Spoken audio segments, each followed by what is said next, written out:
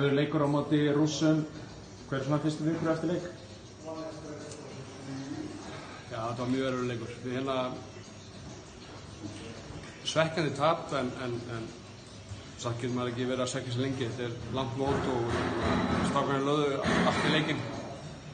Sumir hlutir sem við gerðum ekki nógu vel en effortið var þarna og við báðum strákarnum að leggja allt í svölunar og skilja allt eftir á gólfinu og þeir gerðu það. Og við verðum að gefa þeim kredit fyrir það og við myndum að hlæja fyrir leik að Ísland er svo lítið hverfi í Rússlandi eða í Moskvu meðan við stæðum á landinu.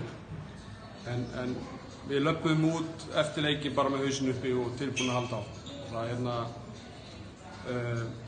Og við erum að vaxa sem lið. Við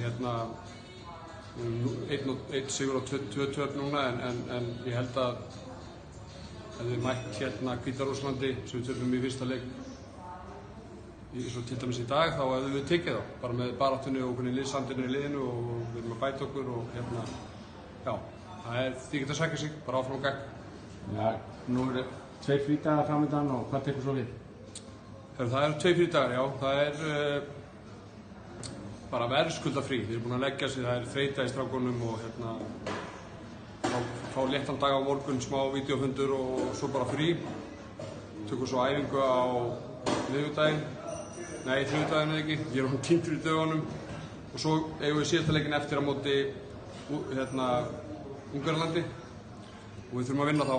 Við ætlum að ná í annarsætið. Það er bara markmiðið núna að ná öðru sætinu og komast í topp 8 liðin. Við eigum við ættum bara að þangað. Það er bara þannig. Gangi vel. Takk fyrir það.